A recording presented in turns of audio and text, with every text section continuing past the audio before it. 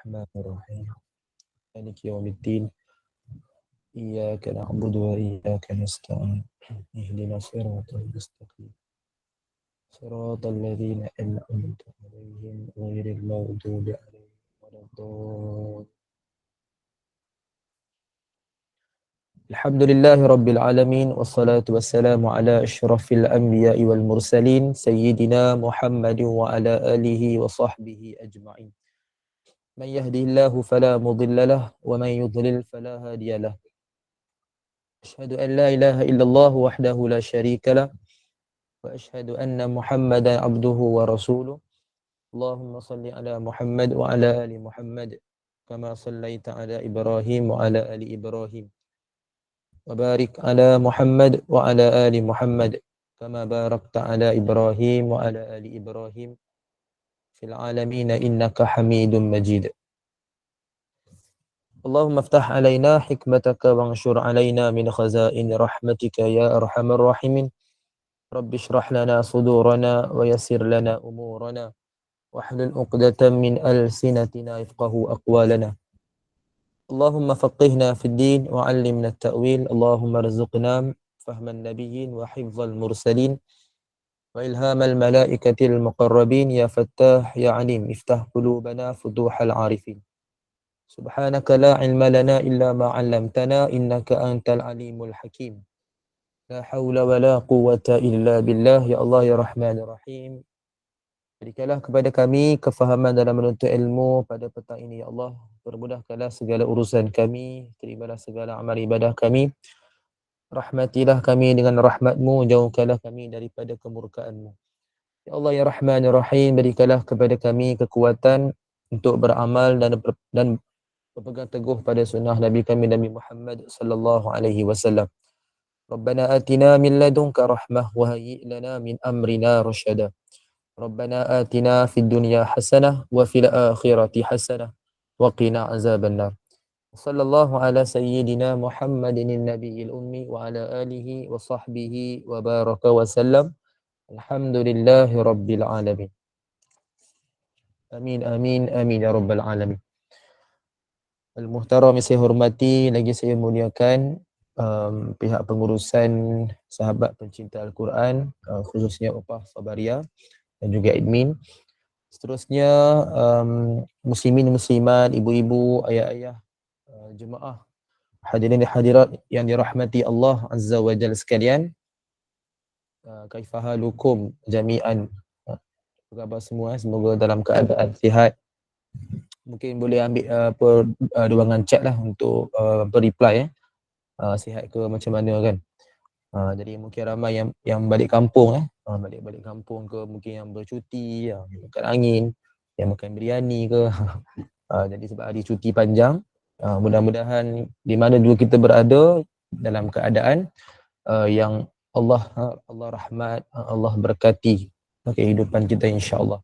Yang paling penting tuan-tuan sekalian adalah kita mengutamakan kewajipan kita sebagai seorang Muslim. Itu antaranya adalah kita menuntut ilmu dan juga memastikan waktu solat kita juga di awal waktu. Kadang-kadang bila dalam keadaan kita bermusafir ataupun kita bercuti ni, mungkin terdapatlah segelintir orang yang dia beranggapan ataupun dia kata apa, ambil mudah lah, dia pandang remeh berkenaan kewajipan mendirikan solat, sampai ada yang sengaja melewatkan dengan alasan penat dan sebagainya. Jadi kita ni yang mana dalam keadaan menuntut ilmu, pastikanlah kita mementingkan, mengutamakan kewajipan kita sebagai seorang Muslim, insya-Allah. Jadi alhamdulillah ramai yang beri komen alhamdulillah sihat, baik-baik aja insya-Allah. Semoga dalam keadaan sihat sampailah ke akhir hayat kita semua insya-Allah. Jadi sidang muslimin muslimat, ibu-ibu, ayah-ayah yang dirahmati Allah Azza wa Jalla sekalian, alhamdulillah semakin ramai yang masuk. Kita akan memulakan seperti biasa dengan soalan kuis ataupun uji minda lah pada petang ni. Lebih-lebih lagi petang-petang ni kadang lesu sikit kan. Jadi kena ada satu penaik semangat lah. Jadi saya sharekan apa soalan dia. Jadi ibu-ibu boleh mengambil ruangan chat untuk menjawab soalan tersebut. Baik, kita tengok pada soalannya, soalan yang ke-8. iaitu perbincangan berkenaan apakah bacaan sunnah ketika duduk antara dua sujud yang ringkas. Apakah bacaan sunnah ketika duduk antara dua sujud yang ringkas. Okay, itu dia. Apakah perbincangan dia? Seperti biasa ada 4 pilihan A, B, C, D. Jadi A subhanallah yang ringkas A subhanallah, B subhanallahi wa bihamdi, C rabbighfirli warhamni, D rabbighfirli rabbighfirli. So manakah jawapan yang tepat? Yang bacaan sunnah yang paling ringkas ketika duduk antara dua sujud. Di mana kalau baca biasa kita baca kan panjang kan, Rabbi firli warhamni wajburni sampai akhir. Jadi apakah bacaan yang ringkas? Jadi boleh agak-agak dululah, insya-Allah kita akan lihat dia punya slide nanti pada kuliah. Kita tak masuk lagi sebenarnya berkenaan dengan ni. Boleh agak-agak dululah apa jawapan dia, kita akan bincang nanti. Okay, terima kasih kepada Bonda Siti Hartini jawab C. Okay, Bonda Muslihah jawab C. Kak Nisum jawab A. Kemudian Bonda Ania B. Bonda Marhani, Bonda Bibi Sabariah. Okey, Bonda Marhani jawab C, Bonda Bibi Sabariah jawab D. Bawa saya rasa puas sikit semua jawapan ada. Okey, so kita akan lihat apakah jawapan yang paling tepat. Dilarang sama sekali Google Google ke, Yahoo search ke, tak boleh Kena agak-agak sendirilah, kita agak-agak yang mungkin ada yang dah pernah dengar hadis ni kan. Mungkin ada yang tak pernah. Tak apalah, kita cuba je dulu. Jadi ringkasnya apa? Kalau bacaan yang panjang kita baca penuh lah, Rabbi firli warhamni sampailah wa'afini wa'fu anni kan. Tapi yang ringkas yang Nabi amalkan, apakah dia bacaan tersebut? Okay, kita bagi lagi masa seminit, mungkin seminit lah insya-Allah kita akan bincangkan. Jawapannya B. Okay, terima kasih kepada Bonda Ashmah B subhanallahi wa bihamdih. Okay, tak apa. Kita jawapan pelbagai tak apa, tak ada masalah. Tak perlu rasa risau, takut. Yang pasti tak berdosa lah kalau salah ni. Cuma mungkin malu sikit lah kalau salah kan. Tapi tak apalah, kita belajar kan. Okay, Bonda Adida, Nur Adida jawab D. Okay, sama dengan Bonda Sharifah. Right. Okay, kita bagi masa lagi sikit, 30 saat insyaAllah, dalam lingkungan 30 saat. Okay, Akak Nur. Okay, jawab A Okay, tak apa. Kalau ada yang kreatif nak tambah E ke, nak buat E apa-apa tak bacaan lain pun boleh. Mana tahu ibu-ibu lebih berilmu daripada saya kan. Adalah tahu kan. Ustaz B. B siapa tu? Ya. Okey, Bonda ni Haizat Okey. Ya, terima kasih. B subhanallahi wa bihamdih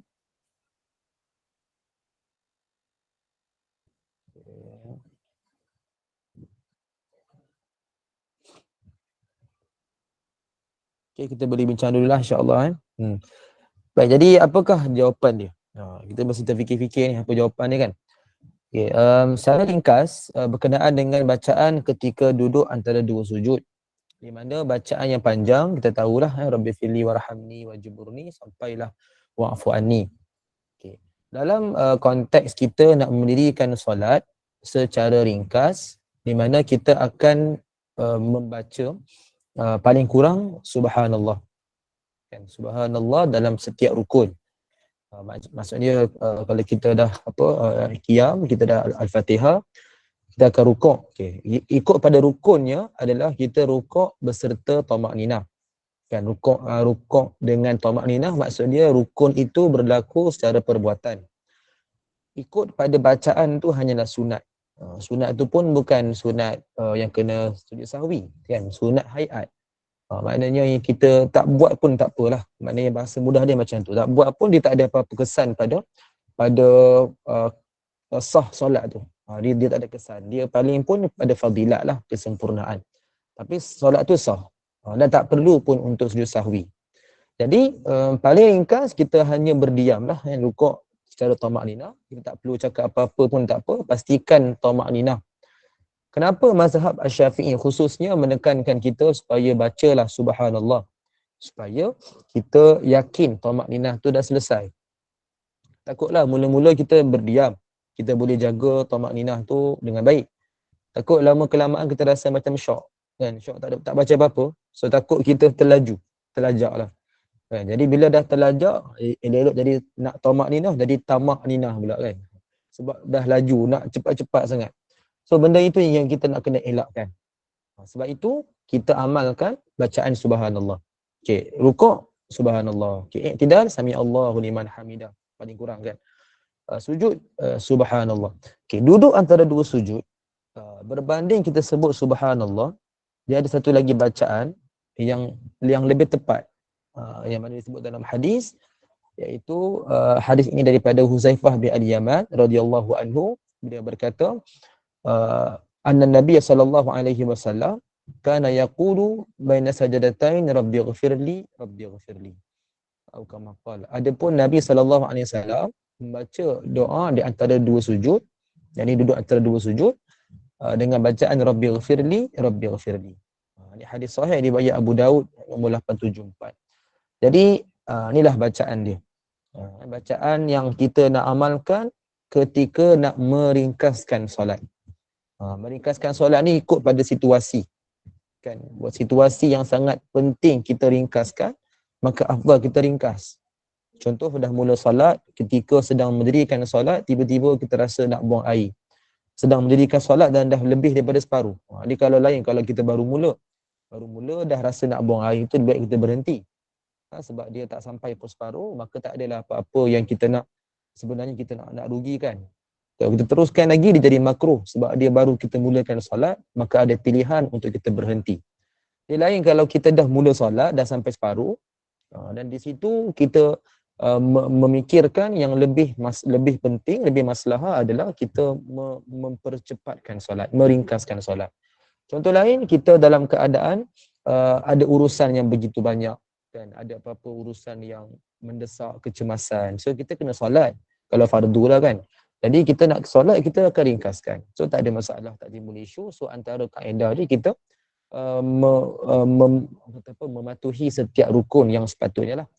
Jadi antara dua sujud, daripada kita sebut subhanallah, maka lebih utama kita membaca bacaan ni. Rabbighfirli, rabbighfirli. So apakah jawapan dia? Jawapan dia adalah bawah sekali lah. D, rabbighfirli, rabbighfirli. D. Kalau katalah apa kita rasa ustaz nak ringkaskan lagi boleh tak? Kan? Nak ringkaskan lagi boleh tak? Membacalah rabbighfirli sekali. Itu lebih baik daripada kita baca subhanallah. Sebab itulah sifat bacaan yang Nabi amalkan. Ini jelas dalam hadis lah disebutkan kan. Jadi itu ringkas. Kalau ibu-ibu kata ustaz nak ringkaskan lagi boleh tak? Tak payah baca apa-apa lah, duduk diam-diam je lah. Kan kalau kata rabbighfirli pun tak nak baca, kan maknanya nak ringkaskan lagi, nak baca apa lagi kan. Jadi Duduk senyap. duduk diam je lah kan, kita duduk senyap je lah. Tapi yang penting kena tamak ninah lah. Jangan tamak ninah. Itu dah laju kan. Jadi itu akan menyebabkan solat tak sah. Sebab mazhab kita menekankan sangat rukun dengan tamak ninah. Setiap rukun tu berlaku dengan tamak ninah. Dan dia perlu ada ketenangan, berhenti sebentar, sekadar bacaan subhanallah. Okey, so itulah jawapan dia. Jadi jawapan dia adalah rabbighfirli, rabbighfirli. Okey. Kita akan lihat kepada perbincangan kita. Jadi ibu kalau ada soalan tu boleh ajukan di ruangan chat lah. Nanti kita akan jawab pada hujung kuliah insya-Allah. Okey, saya akan buka slide dia, slide yang kita sambung 100 sunnah. Yang terakhir kita bincang lagi bab berkenaan sutrah, tak silap kan?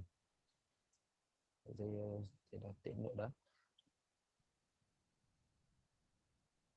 Okey, yang berkenaan sutrah ni kita ada buat satu soalan kuis dulu Soalan kuis, tapi tak apa, kita akan bincang lagi lebih teliti lah supaya kita nampak dia punya huraian Kita masuk pada sunnah yang ke-17 iaitu berkenaan dengan sutrah. Qala al-muallifah rahimahullahu ta'ala wa nafa'ana bi ulumiha fi darain insyaallah amin. Pada sunnah yang ke-17 iaitu menghadap sutra.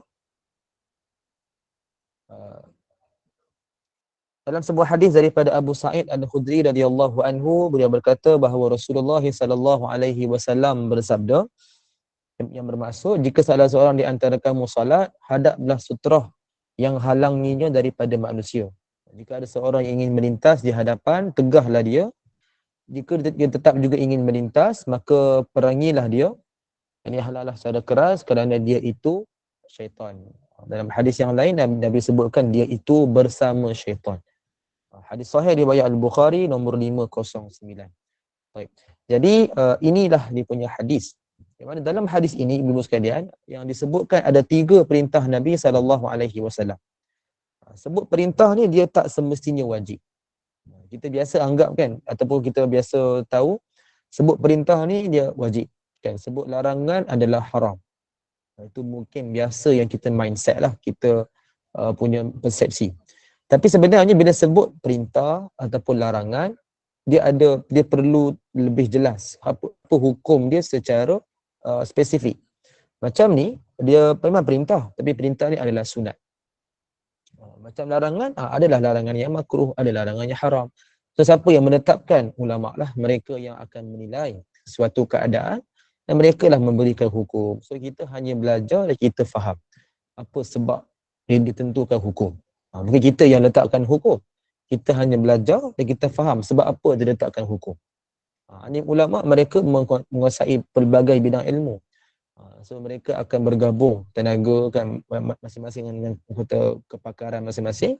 So mereka akan memberikan satu penjelasan. Jadi kita ni kena belajar dan kita ambil apa hukum yang kita amalkan. So dalam ni dia dah disebutkan bahawa ada 3 perintah Nabi SAW yang mana hukum dia sunat. Iaitu pertama, kita bila mana nak mendirikan salat, pastikan kita wujudkan sutra. Apa makna sutra ni? Sutra dalam kitab Al-Fiqhul Manhaj disebutkan pada bahasa dia adalah sekatan. Pada istilah adalah tanda pemisah di antara orang yang sedang solat dan orang yang hendak lalu lalang di hadapan. Contoh sutra. Kita menghadap dinding, tiang, tongkat, sejadah. Jika tak didapati apa-apa, maka letaklah tanda garisan. So ini yang disebut dalam kitab Al-Fiqhul Manhaj yang kita boleh ambil sebagai rujukan yang paling asas dalam fiqh kita lah. Di mana ibu-ibu sekalian berkenaan dengan sutrah ni, dia merupakan sunnah. Ketika nak dirikan solat fardu ke solat sunat, ni adalah sunnah. Jadi mungkin di antara kita ada yang tak tahulah, yang tahu tu alhamdulillah kan, yang tak tahu, yang mungkin tak pernah dengar kan benda ni. Jadi kita dah ambil tahu sekarang, jadi pastikan lepas ni bila kita solat adakan sutrah. Paling kurang adalah letakkan tanda garisan. Kita yang biasa sekarang pergi setiap masjid surau, kan biasa memang ada garisan yang dah sedia kan. Itu adalah sekurang-kurang sutrah. Maknanya garisan depan itulah merupakan kawasan solat kita.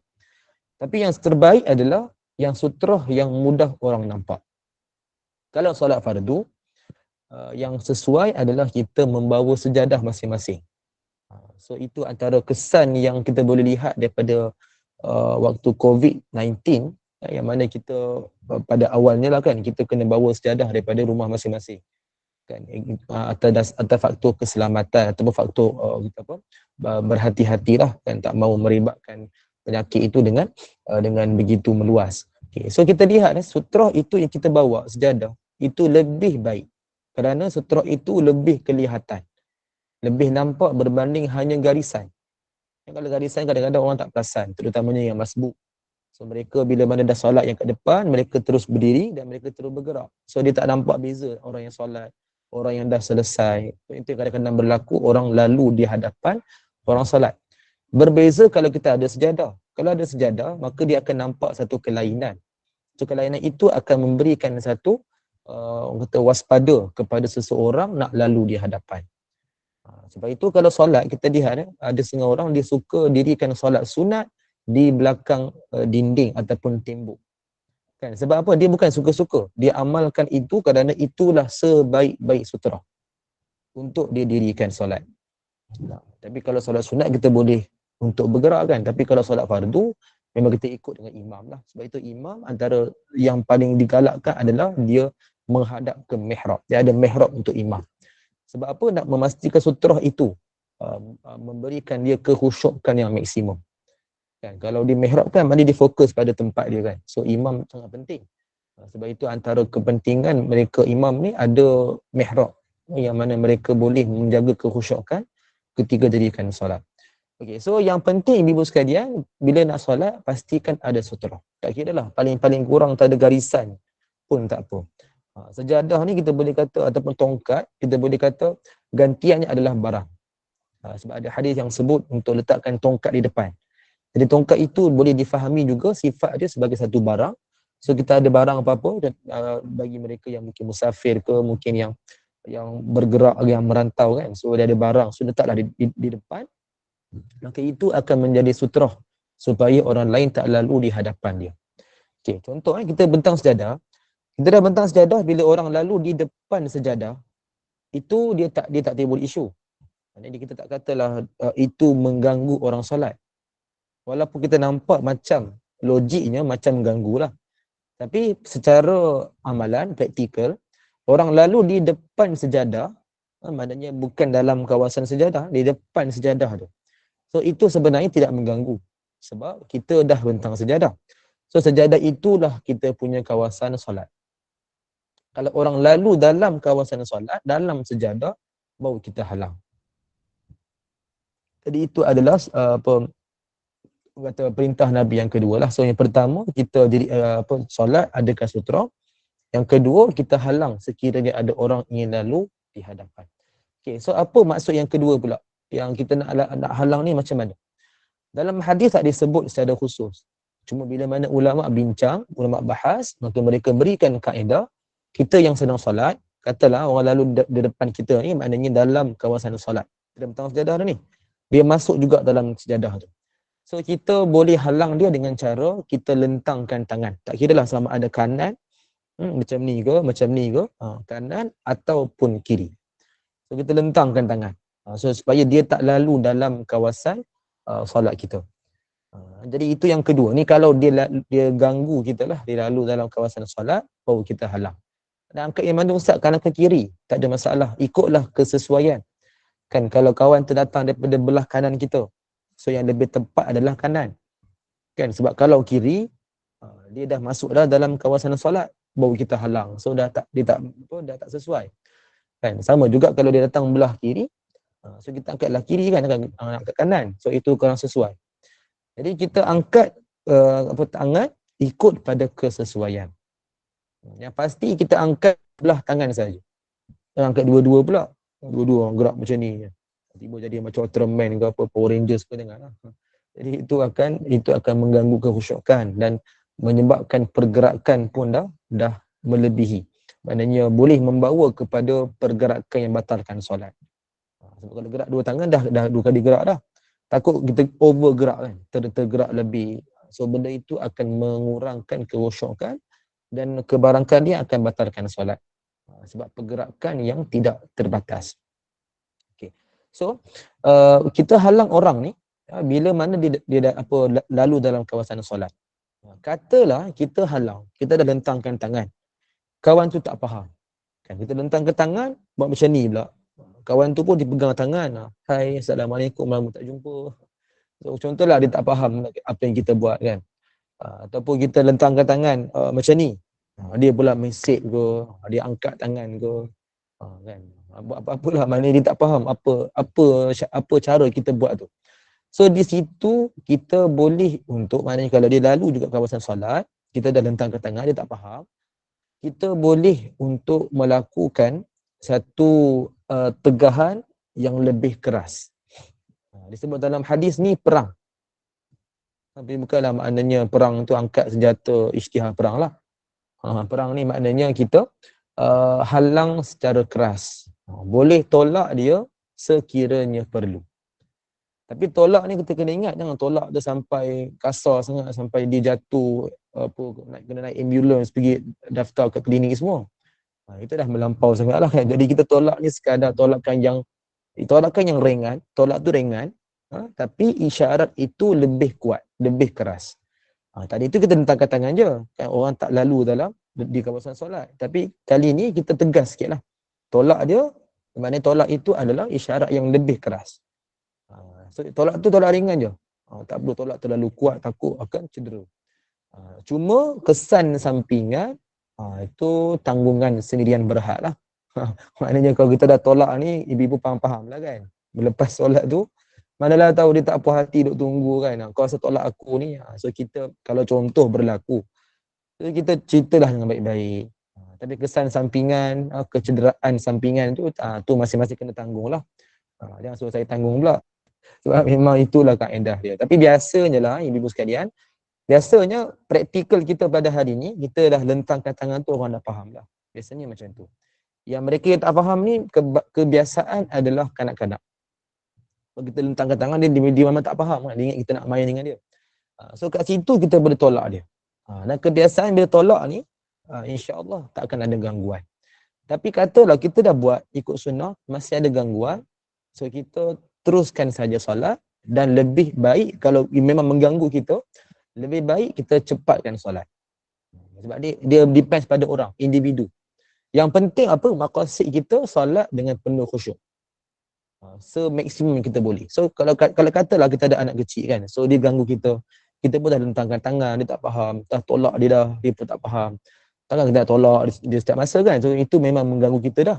Jadi sedang solat ni, kita dah cuba tolak, tapi dia datang lagi, dia ganggu kita lagi. So kalau contoh perkara itu mengganggu ibu-ibu sekalian, maka di situ boleh ringkaskan solat. Ni kalau berlaku lah. Kalau berlaku, sebab lebih penting apa? Daripada dia ganggu kita punya khusyuk, yang mana kita pun dalam keadaan yang semakin kurang khusyuk kan, maka lebih utama cepatkan solat. Ringkaskan solat, itu lebih penting. Jadi itu maksud dia. Itu maksud dia. Jadi dia bergantung pada individu dan bergantung pada situasi. Okey, so itu adalah sunnah ke-17. Tadi ada yang tanya soalan kan, saya akan jawab nanti kemudian. Sebab saya risau bila saya dah mula jawab soalan, saya takut dia takkan sambung kuliah dah. Sebab dah pernah kena dah. Saya macam tu sikit. Dah mula jawab soalan tu, nanti dah mula dah. Dia tak jawab tak tengok kuliah dah. Okey, kita akan lihat dulu dalam beberapa sunnah lain, dan kita akan bincangkan soalan.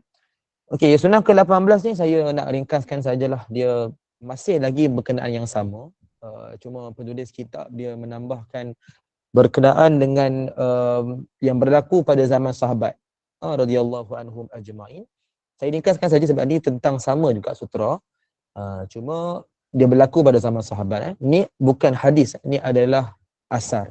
Asar ini adalah alif sa alif ra. Asar ni dia macam hadis juga, cuma dia berlaku pada zaman sahabat, dia berlaku antara sesama sahabat dan dia ada kaitan dengan hadis. Asar ni ada daripada sahabat. Bila kalau hadis ni daripada Nabi kan. So asar ni dia orang kata lepas daripada hadis. Maknanya lepas kewafatan Nabi.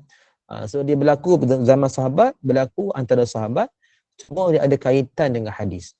Okey, yang ni saya nak ringkaskan lah, ibu boleh baca apa kisah dia. Nak ringkaskan ni pada zaman Sayyidina Umar bin Al-Khattab radhiyallahu anhu, di mana beliau melihat ada seorang lelaki nama dia Qurrah bin Iyas. Dia ni solat, Qurrah ni solat di antara dua tiang. Kita boleh imagine sikit lah, maknanya ada dua tiang. So Qurrah ni dia solat di antara dua tiang. Dan kalau ikut pada sunnah asal kita kena hadap ke salah satu tiang. Kan? Maknanya tiang tu kita hadap depan-depan. Tapi yang Qurrah ni dia solat di antara dua tiang. Maknanya ada dua tiang, dia solat kat tengah-tengah. Okay. Apa yang berlaku? Umar bin Al-Khattab radhiyallahu anhu, dia nampak Qurrah solat macam tu. Umar menarik bahu Qurrah ni dan dia hadapkan ke sutrah. Salah satu tiang. Dan dia berkata dengan Qurrah tu, solatlah kamu menghadapnya. Ini disebut dalam kitab Fathul Bari dan menunjukkan antara kepentingan sutrah. Jadi ibu sekalian, apa hikmah dalam asar ni? Ada dua perkara. Pertama, berkenaan solat, di mana kita ni sangatlah digalakkan untuk mendirikan solat dalam keadaan hadap sutrah. Paling kurang adakan tanda garisan. Kan? Ataupun kita macam kalau kat rumah kita adakan sejadah. Kita hadap sesuatu. Jangan kita solat ni di tempat yang kosong, tak ada apa-apa yang letakkan sebagai sutra. So itu dah meninggalkan sunnah. Kan, sebab dia berlaku juga ni kat surau masjid lah. Antara yang saya perhatikan sendiri, ada setengah orang ni dia suka solat di antara dua garisan. Jadi macam kisah ni lah. Di antara dia macam kisah ni di antara dua garisan, cuma ni dua tiang kan, antara dua tiang. Dan yang biasa kita nampak pada hari ni adalah tak ramai, cuma ada juga orang yang solat di antara dua garisan saf. Maknanya kita boleh bayanglah ada dua garisan saf, ni solat kat tengah-tengah. Jadi persoalan dia kat mana sutrah dia? Kan, sebab dia sejadah pun tak ada, dia hadap ke tempat pun tak. Dia hanya solat ni di tempat yang luas, macam masjid kan, tempat masjid. Jadi dia solat ni di antara dua garisan. So kalau dikatalah sutrah dia, garisan yang depan lagi tu, sebenarnya dah jauh. Dia dah keluar daripada kawasan solat. Sebab kawasan solat ni apa, sampai tempat sujud. Kan, so, kalau dia solat di antara dua garisan, so jadi timbul tanda tanya lah, mana sutrah dia? Kan, kemungkinan besar dia tak tahu sutrah tu apa. Jadi bagi mereka ni lah yang kita kata dah meninggalkan sunnah. Jadi pasti kita berhati-hati lah, jangan sampai kita terlepas pandang benda ni. Lagi satu, dalam bab sunnah, sebaik-baik kita bila kita dah tahu sesuatu amalan, sesuatu sunnah lah terutamanya, maka utamakanlah, pentingkanlah, sebab kita tahu para sahabat radhiyallahu anhum ajma'in, mereka ni sangat-sangat berpegang teguh pada sunnah Nabi SAW. Jadi cuma dilama-kelamaan pegangan teguh itu, ataupun kita kata semangat itu semakin kurang. Sampai hari ni kita tak dapat beza dah sunnah kan. Tak kenal sangat. Kita pun kadang-kadang tak amal. Kita lah, mana sama-sama dengan saya jugalah kan. Jadi perkara ni kita nak kena celik balik. Mungkin tak mampu semua. Memang agak sukarlah nak buat semua perfect 100%. Tapi kita ambil tahu sebanyak mungkin dan kita utamakan. Sebab hari ini yang lebih mendominasi adalah adat berbanding sunnah. Sebab kita terikut-ikut dengan apa yang dah biasa, sampai kita tak kenal pun sunnah, tak belajar pun sunnah. Sampai ada satu persepsi, bila belajar sunnah kita anggap, menyebabkan adat kita ni dah tertinggal. So sampai ada yang beranggapan, tak payah belajar sunnah lah, kita ikut je adat. Sebab dah biasa buat. Dah biasa ikut adat. So benda ni kita nak kena ubah.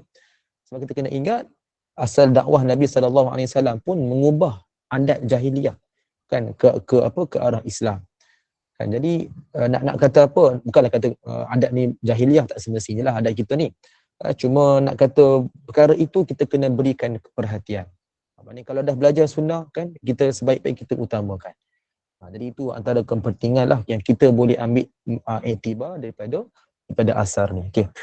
Kita lihat pada satu lagi sunnah yang ke-19. Okay, yang ni pun dia sebenarnya adalah sunnah yang bukan syariat lah.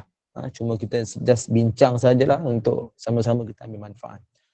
Okey, tajuk dia apa? Solat dengan memakai alas kaki. Ini sebenarnya bagi muslimin, bagi tuan-tuan sekalian lah, mana ada. Yang mana saya kena sebut dulu, sunnah ni walaupun disebut sunnah, tetapi ia bukanlah sesuatu yang menjadi syariat. Dalam bab sunnah, dia ada sunnah yang tashri'iyah ataupun kita panggil masyru'iyah, yang syariat, dan lagi satu adalah sunnah jibiliyah. Jadi yang ni dicontoh adalah sunnah jibiliyah.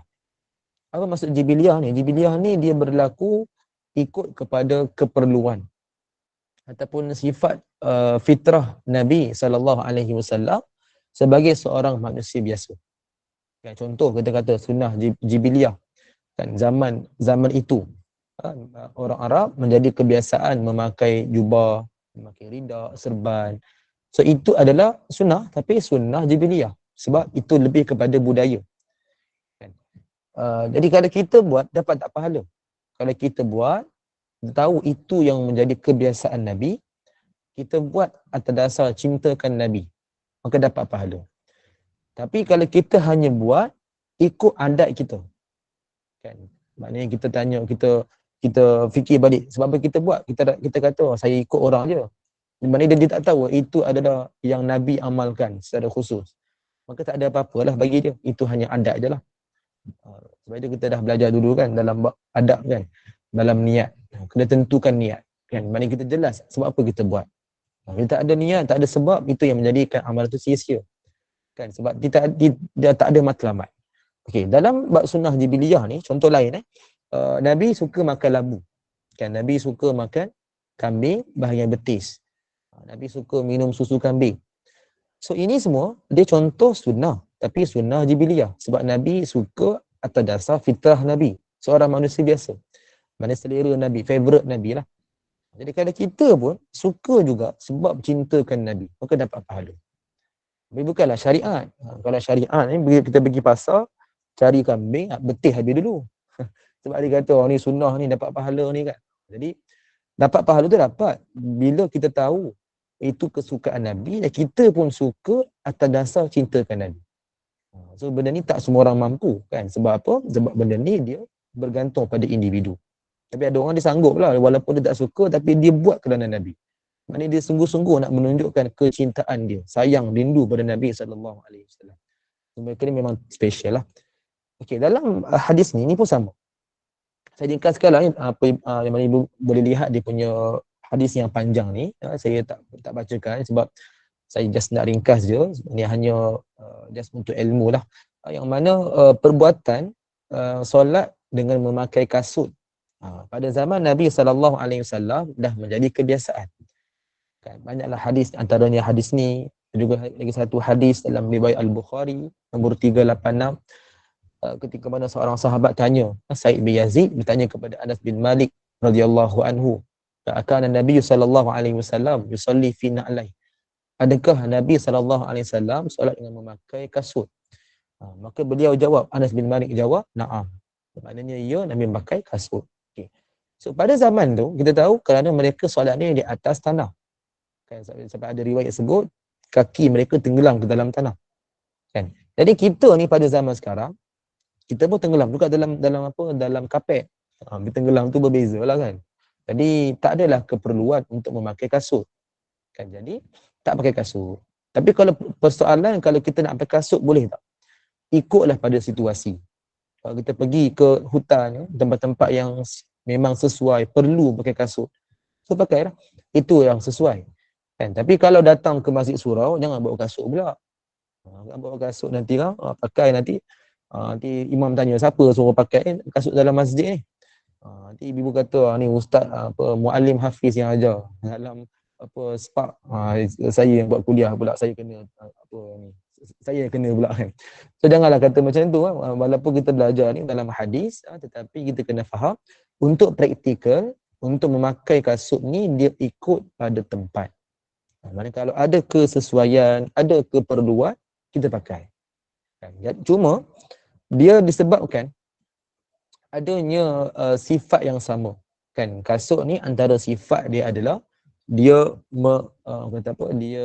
mengalas kaki. Okay.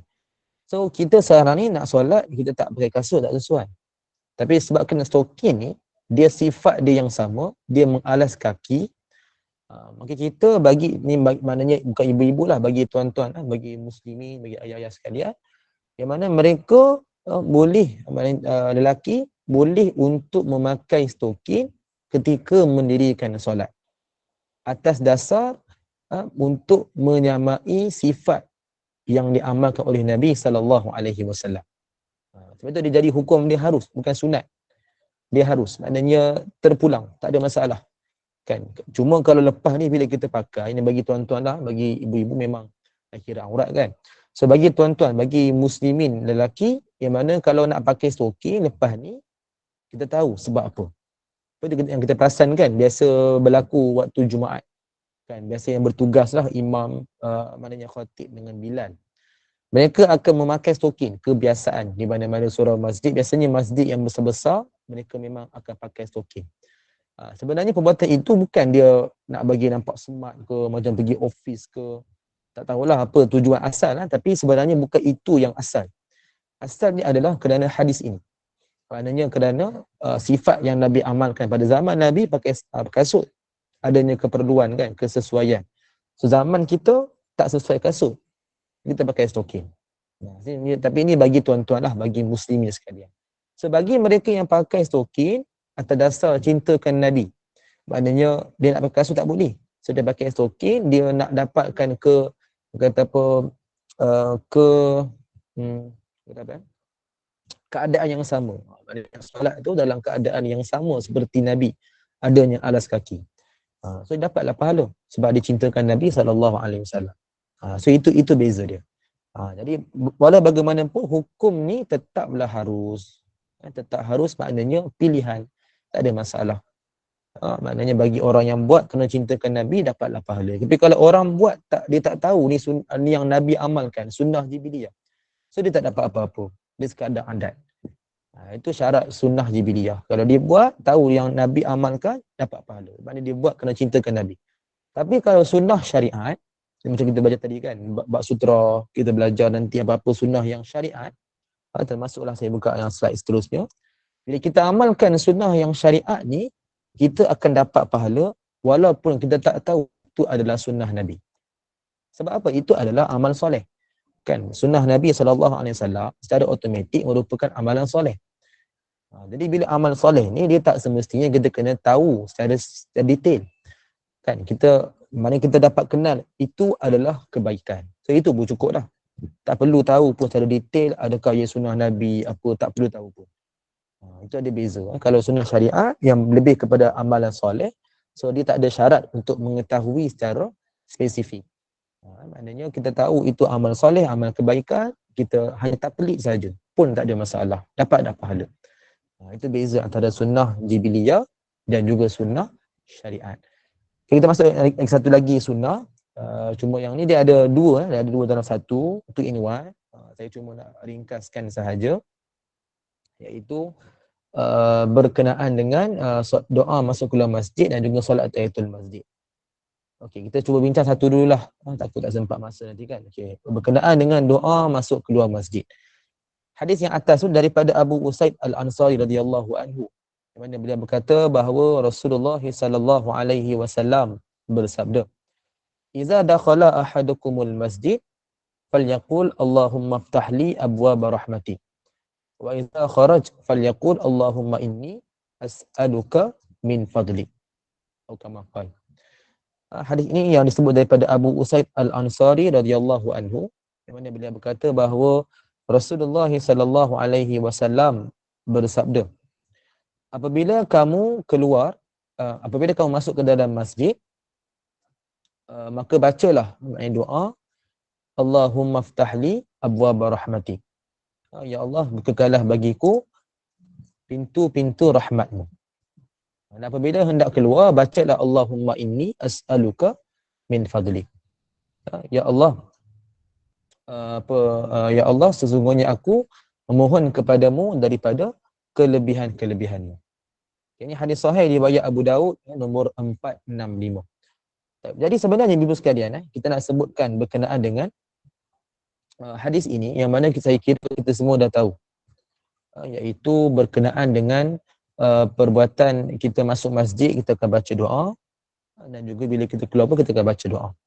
Okay. Berkenaan dengan doa ni, sebenarnya dia doa ni dia tak ada masalah. Maknanya kita tak perlukan kepada Quran sunnah secara khusus. Dan apa sahaja yang kita amalkan, maknanya doa apa je bebas. Kita nak minta, kita minta. Sebab kalau katalah kita perlukan kepada Quran sunnah, jadi orang yang mungkin tak hafal doa dalam Quran, dalam hadis, so kita tak tak boleh nak baca doa. Sebab kita perlukan hadis dengan Quran kan, nak baca doa, dan mesti dalam bahasa Arab lah, sebab tak boleh nak lihat kepada doa yang lain. Jadi sebenarnya tak ada masalah, dia bebas. Cuma kita perlu ingat yang mana bila ada sesuatu doa yang Nabi khususkan, itulah lebih utama. Lebih utama, bukan maknanya doa itu je kita boleh amal. Macam doa ni dah contohnya kan, kita nak masuk masjid, keluar masjid. So bukan doa ini sahaja kita kena amal. Maknanya kalau baca doa lain, ada yang sebut hukum dia berdosa, contohlah berdosa, tak beradab, tak sayang Nabi. So itu dah melampau lah sebenarnya, sebab doa ni umum. Tapi doa ni lebih kita utama sebab ini yang Nabi khususkan. Sebab itu kepentingan kita belajar hadis, kita tahu di situ ada sesuatu yang Nabi dah khususkan. So itu lebih baik untuk kita amalkan. Jadi kalau katalah ada orang yang kita kenal kan, dia depan masjid, dia baca doa kan, Allahumma barik lana fi ma razaqtana. Contohlah kan. Wa qina azabannar. So janganlah kita pandang dia macam tak betul je dia ni kan. Yang apa baca doa makan depan masjid ni, nak makan masjid ke apa? So sebenarnya tak ada masalah walaupun nampak macam pelik kan, nampak macam pelik. Cuma kita sebut di situ tak ada masalah. Cuma benda ni memang agak janggal lah kalau orang buat. Tak ada masalah. So kita kena ingat bab doa ni bebas, tapi ada doa yang Nabi khususkan itu lebih penting untuk kita amalkan. Baik.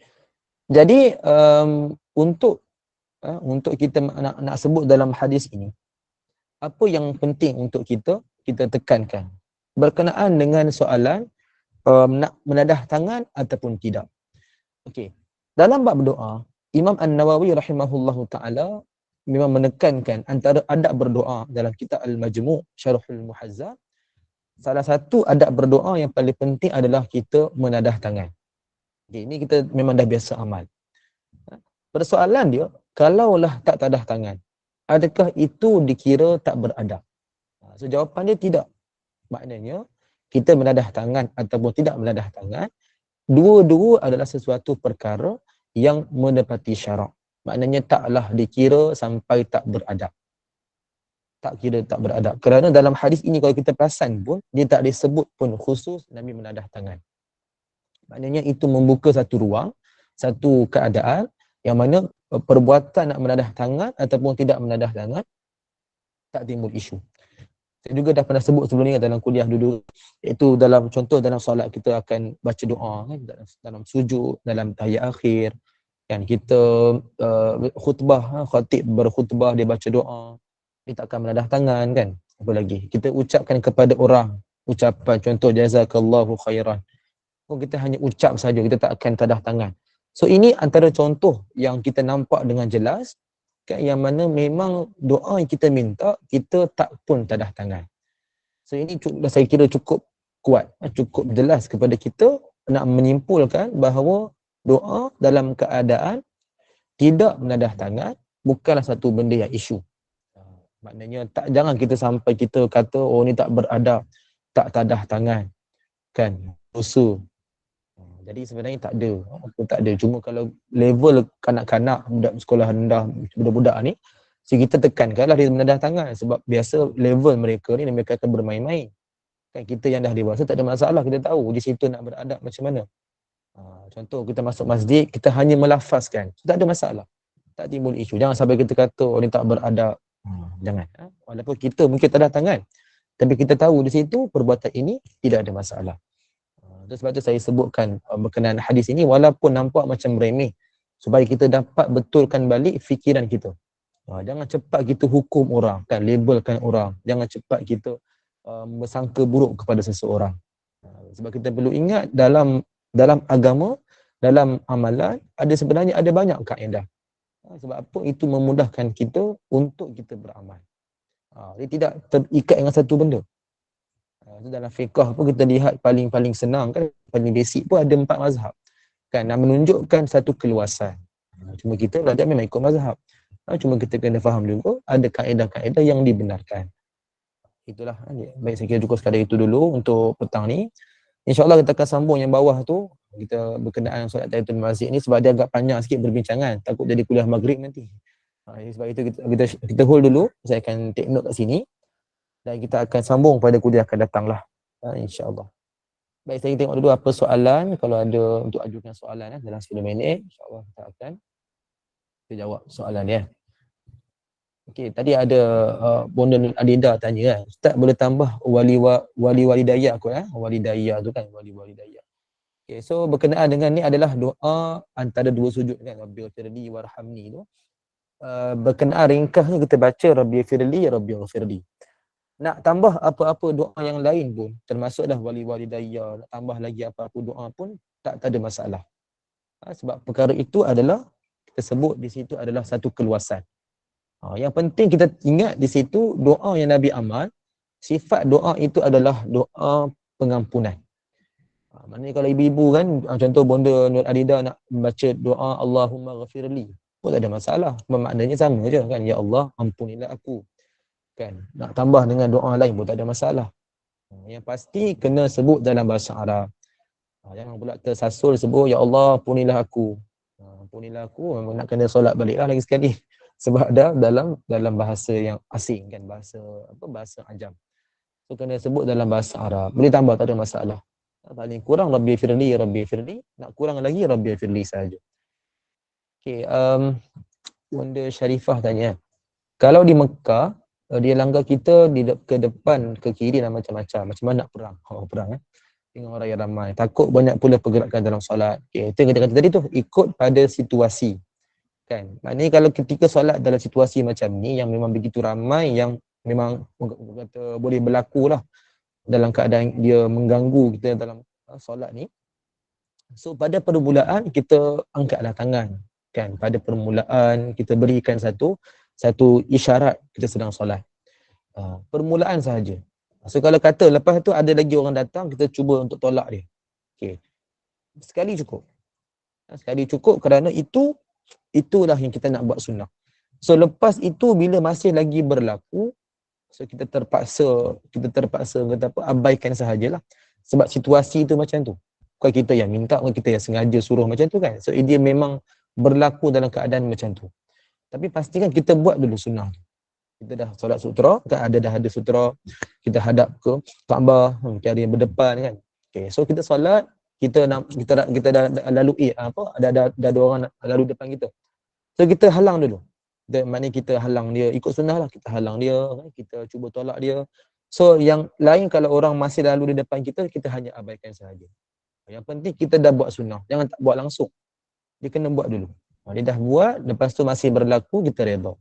Sebab usaha itu akan dinilai. Maknanya itu dikira sebagai kita dah buat sunnah Nabi SAW. Okey, baik. Tidak pada soalan Bunda Hamidah, kaum wanita boleh pakai soking waktu solat ke Ustaz? Okey.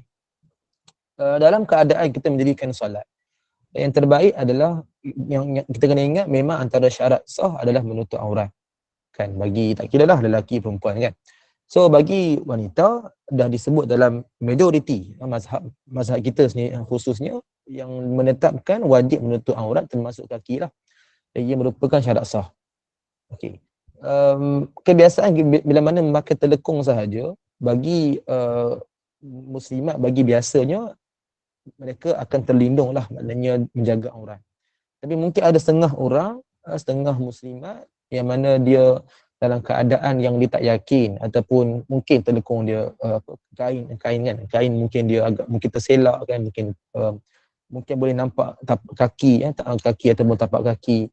So bagi mereka yang hadapi kesukaran, dia boleh sahaja untuk memakai stoking, tidak ada masalah. Sebab kita dah sebut tadi, lelaki pun boleh pakai. Apatah lagi muslimat, lagi tak ada masalah. Lagi tak ada masalah. Dan yang cuma pentingnya elakkan warna kulit. Elakkan warna kulit sebab itu akan menyerupai dengan kulit. Kan, maknanya di situ akan menyebabkan bila orang yang mata yang melihat, so dia akan beranggapan itu maknanya dia menyerupai dengan kaki kan. So itu sebabnya kita elakkan. Makna apa, warna kulit lah kan, warna kulit masing-masing kan.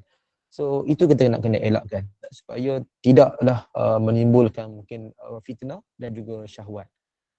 So itu yang kita kena berikan perhatian lah. Maknanya untuk soalan bunda tak ada masalah lah, boleh je. Yang penting kita menutup aurat.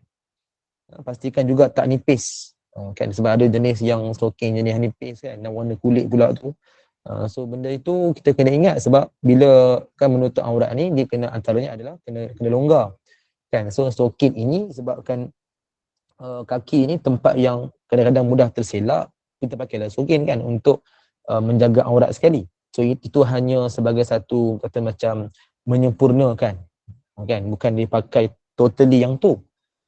Contoh macam tangan lah kan, tangan mungkin ada orang yang masih lagi amal kan, dia pakai yang ni bagi muslimat lah, pakai jenis macam saya ni kan, jenis yang pendek, short sleeve ni, lepas tu dia memakai handsock.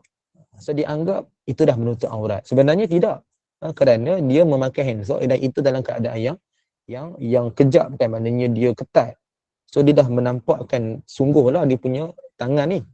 Berbanding kalau dia memakai long sleeve, so dia pakai lagi handsock, So bila dia terselak sedikit pun, dalam keadaan mana terselak ni dia nampak hand sock itu dalam keadaan yang sikit, so perkara itu dimaafkan walaupun dia ketat, tapi itu adalah menyempurnakan. So dia ada beza. Kan lagi kalau kena pula hand sock jenis yang warna kulit, lagilah dia memang nampak seperti tangan yang asal. So itu dah menyebabkan memang timbul fitnah dan juga kita syahwat lah kan kepada lelaki khususnya. So benda itu yang kita kena berikan perhatian. Sebab ibu-ibu tak rasa kan, lelaki yang rasa. Benda itulah kan. So sebab itu kita mengikut dalam Islam, dalam mazhab kita khususnya, kita patuhilah yang tu. Okay. So Bonda Siti Zainab tanya, amalan sunnah satu rejab ada tak Ustaz? Kalau disebut secara khusus ikut pada sunnah Nabi SAW, yang sekadar yang saya belajar, wallahu alam lah, dia tak adalah amalan khusus. Cuma dia memperbanyakkan ibadah puasa sunat, kemudian kita memperbanyakkan amalan yang umum, amalan-amalan lain ataupun amalan soleh. Kemudian doa yang kita amalkan itu pun bukanlah doa yang sunnah, Allahumma barik lana fi Rajab wa Sya'ban tu. Dia daripada hadis yang dhaif. So nak kita amalkan tak ada masalah. Boleh tidak ada masalah lah. Cuma secara sunnah kita amalkan di mana kita lebih kepada persediaan nak hadapi Ramadan. So sebab itu puasa sunat tu kita dah amalkan, puasa sunat dan juga ibadah yang lain lah. Kita dah mulakan. Jadi bukanlah dia khusus pada satu Rejab. Dia berlaku sepanjang bulan Rejab dan juga Sya'ban. Jadi persediaan nak hadapi bulan Ramadan.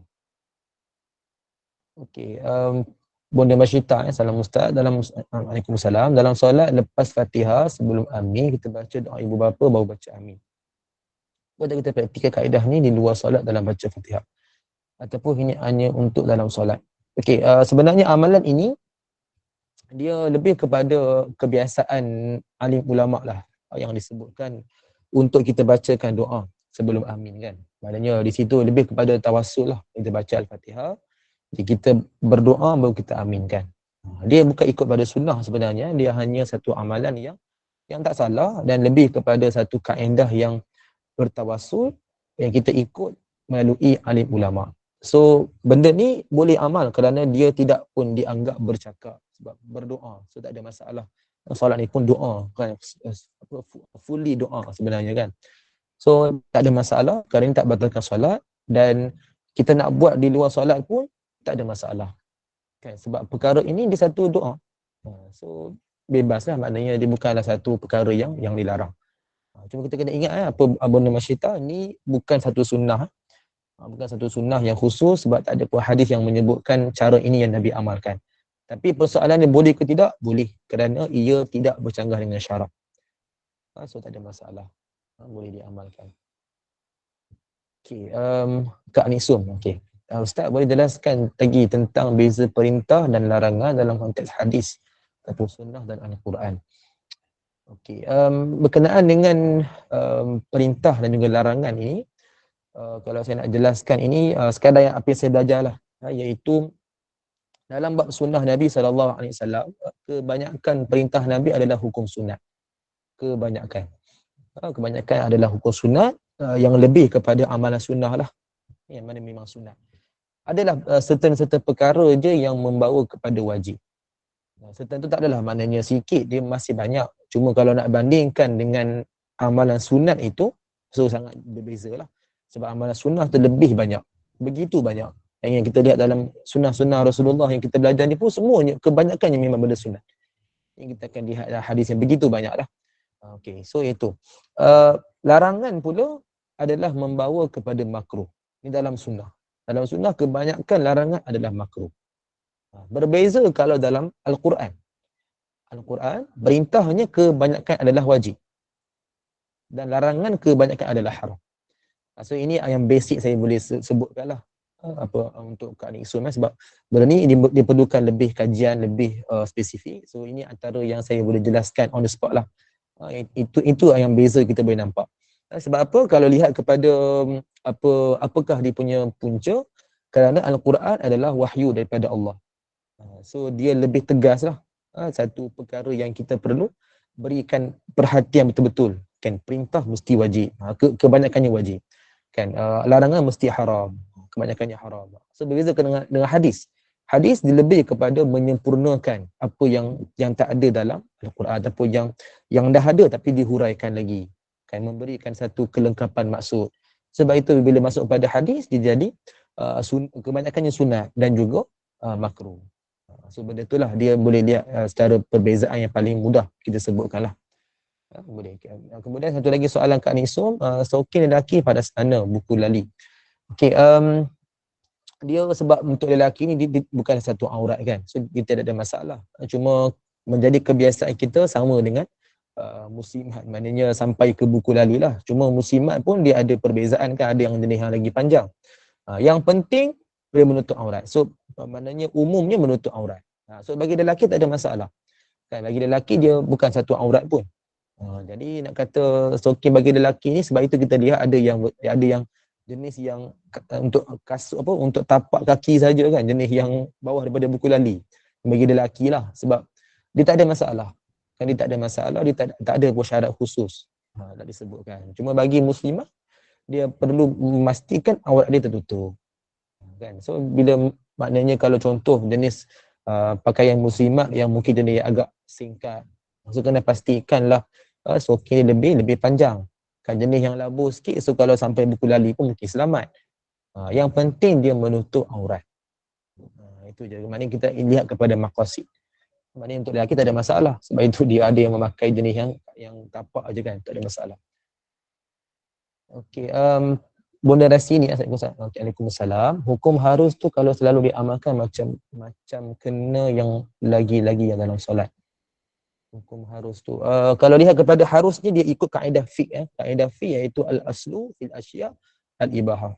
Asal dalam setiap perkara hukumnya adalah harus. Iaitu selagi belum ada dalil, sesuatu dalil yang khusus yang mengikat kepada hukum, so asal dia adalah harus. Contohlah macam tadi kita sebut tadi soalan bonda apa tadi yang berkenaan dengan Al-Fatihah tu kan. Bonda Masyidah tanya kan. Kita lepas Al-Fatihah sebelum sebut amin kita baca doa. So, ini contoh perbuatan yang asalnya memang tak ada dalil. Pada Quran sunnah memang tak ada. Sebab bukan satu sunnah Nabi pun. Jadi, ia menjadi harus. Dan bila lihat kepada kaedah amalan, benda ni tak bawa kepada makruh, tak bawa kepada haram. Sebab apa? Ia adalah satu doa. So, dia kekallah jadi harus. Tak menjadi sunat. Sebab ia bukan sunnah Nabi. Apatah lagi wajib kan? So, dia jadi harus. Sebab ni boleh diamalkan. Macam itulah. Jadi, dia harusnya lebih kepada hukum asal. Hukum asal. So dia bila berubah bila ada dalil. Bila dia baca disebut dalil yang wajib, contoh macam puasa kan. Okey, so bila disebut dalam Ramadan dia jadi wajib sebab dah diikat dengan ayat Quran, syahrul Ramadan. Betul apa yang disebut kutiba alaikumusiyam kan. So bila di situ ulama tafsir mentafsirkan, so disebutkan hukum dia menjadi wajib. Kan asal puasa ni adalah harus, asalnya harus. Tapi bila adanya dalil yang mengikat Ramadan jadi wajib.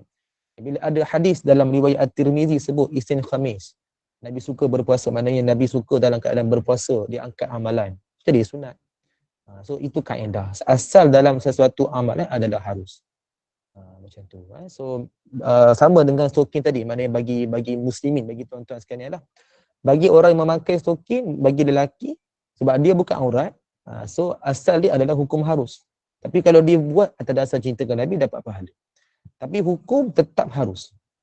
Sebab kalau nak sebut sunat, perkara itu perlu diamalkan oleh orang ramai. Maknanya perkara itu kena buat dapat pahala. Sedangkan itu bukan syariat. Sebab itu dia jadi hukum harus. Tapi konteks pahala tu bila kita buat kerana sayangkan Nabi, dapat pahala. Itu maknanya ada beza lah. Maknanya hukum dan juga natijah. Natijah kan kesan lepas tu. Maknanya pahala ke dosa. So benda tu ada beza. Boleh ikut insya-Allah. Saya cuba terangkan ikut kefahaman saya insya-Allah. Itulah saya kira cukup sekadar itu untuk petang ni, mengadakan kita dah ke 6.30. Kita akan sambung lagi pada kuliah akan datang insya-Allah. Kita bincangkan berkenaan sunnah dan insya-Allah esok kita akan bincangkan berkenaan doa lah. Jadi kita selang-selilah yang adab dengan doa ni kita selang-seli insya-Allah. Wallahu taala a'lam wa ilmuhu atam. A'udzubillahi as-sami'il 'alim minasyaitonir rajim. Bismillahirrahmanirrahim. Alhamdulillahirabbil alamin. Wassalatu wassalamu ala asyrafil anbiya'i wal mursalin sayyidina Muhammad wa ala alihi wa sahbihi ajma'in. Allahumma inna nastaudi'uka ma 'allamtana farduduhu ilaina inda hajatina ilaih wa la tunsinahu ya Allah ya rabbal alamin. Rabbana la tuzigh qulubana ba'da idh hadaitana wa hab lana min ladunka rahmah innaka antal wahhab. Rabbana atina fid dunya hasanah wa fil akhirati hasanah wa qina adzabannar. Wa sallallahu ala sayyidina Muhammadin nabiyil ummi wa ala alihi wa sahbihi wa baraka wa sallam. Alhamdulillahi rabbil alamin.